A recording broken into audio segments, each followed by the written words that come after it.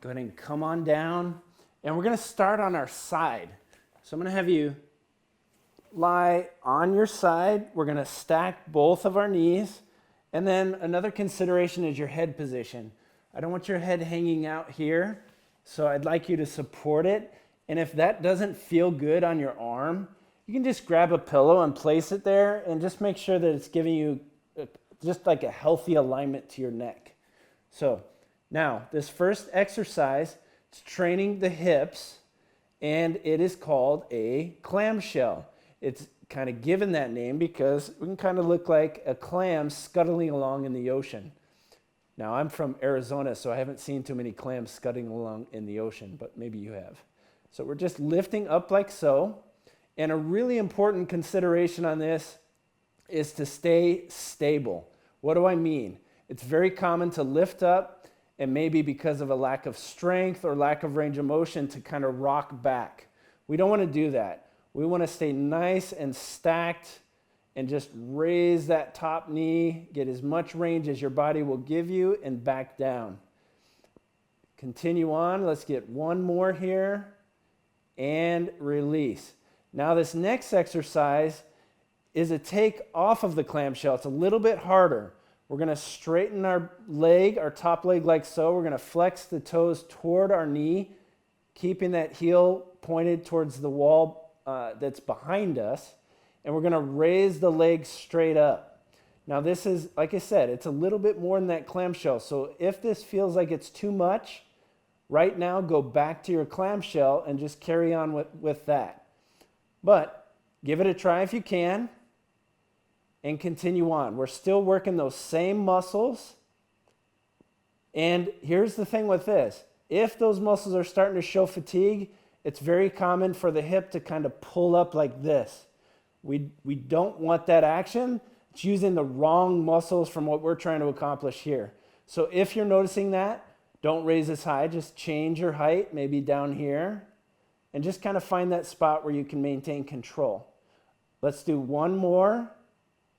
Good, and now we're going to get up. To get up, we're just going to gently push ourselves up. Get on your knees, crawl over to the other side, and come on down. We'll start with our knees bent. Find that support for your head once again.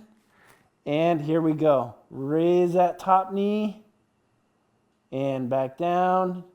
Continue that. Remember, we're keeping those hips motionless. There is no rocking of this boat here. That clam is stable. Hold, back down. Good, keep that going. And again, you should really be feeling this right here, right in this part of your buttock. And back down. And again, hold. Good, and let's do that one more time. Hold. And release. Excellent. Now we're going to straighten that leg once again. Flex the toes toward the knee. Heel towards the wall behind you. Raise that leg. Now I didn't share this on the other side. I'll share it here. It's very common if the muscles that we're trying to target, which are more to the backside, if they're weak. I already talked about the hip pulling up, this action. The other thing that can happen is the leg can actually find its way migrating forward. We don't want that. So really concentrate on pressing that heel not only toward the wall behind you, but also slightly at an angle behind you. So you keep that focus to the back of your leg and hip musculature. Keep holding. Good, let's do that one more time. Excellent. All right. We're going to push ourselves back up again. Come back over. Now this time, we're going to lie face down. So as you're lying face down, let's just find a comfortable spot for the head. My suggestion would be your hands like so. If that feels too stressful on your shoulders, you can put a pillow there or a towel just to give your head that nice level position, and you can simply have your arms at your side. I'm going to go back to this one.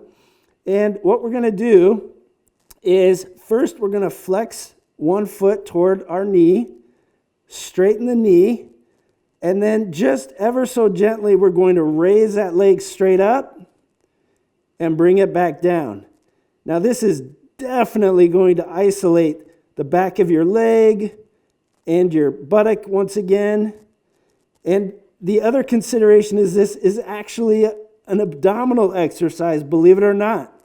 As I'm raising my leg, I'm focusing on bringing my hip bones toward my ribs the whole time.